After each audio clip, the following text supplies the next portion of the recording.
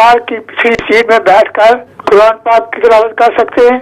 क्या कार की पिछली सीट पे बैठकर कुरान पाक की तिलावत की जा सकती है? यानी वो शायद उनके ज़हन में ये शक मौजूद है कि कार चलाने वाला क्योंकि आगे होता है, उसकी पीठ कुरान को हो रही होती है, तो क्या ऐसी सूरत में तिलावत कुरान की जा सकती है? तो याद रखें, ये जो इस तरह पीठ का कंसेप्ट है, इसका कोई हर्ज नहीं है।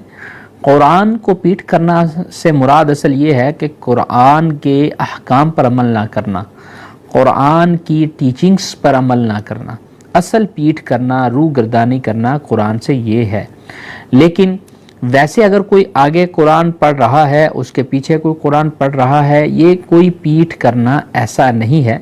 लेकिन हमारे पाकिस्तान और पाको हिंद के उर्फ के अंदर जब कोई कुरान पढ़ रहा हो तो उसके आगे कोई नहीं बैठता, क्योंकि वहाँ के उर्फ में, वहाँ के रस्म और रवाज में ये है कि कुरान को पीठ हम नहीं कर सकते। तो ये एक अदब है, वहाँ अदब किया जाता है। लेकिन अगर कोई बैठ भी जाता है तो इससे असल कुरान की पीठ नहीं होती।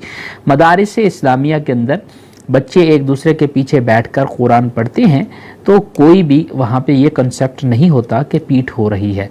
लेकिन जहाँ पर ये उर्फ है कि ये समझा जाता है कि बेअदबी है, वहाँ पर कुरान को इस तरह पीठ ना की जाए। लेकिन गाड़ी के अंदर तो बीच में पर्दा हायल होता है, वो सीट का पर्दा होता है, तो उसमें तो पीठ का कंसेप्ट बनता ही नहीं है।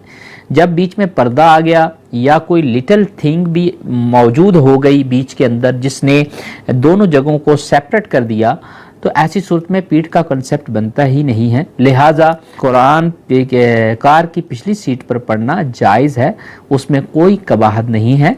और अगर कोई ज़बानी पढ़ रहा है तो फिर तो कोई मसला ही नहीं है, और क्योंकि उसमें तो ना कुरान उठाया है, ना कुरान को हम पीठ कह सकते हैं, और लिहाजा उसमें तो फिर बिल्कुल कोई हर्ज नहीं। और पढ़ना भी चाहिए। सफ़र के दौरान भी तिलावत कुरान का मामूल बनाना चाहिए, क्योंकि ज़िंदगी का पता नहीं है कि किस सफ़र पर इसके सफ़र का इख्तिताम हो जाए। लिहाजा ज़रूरी है कि हम तिलावत कुरान जारी रखें।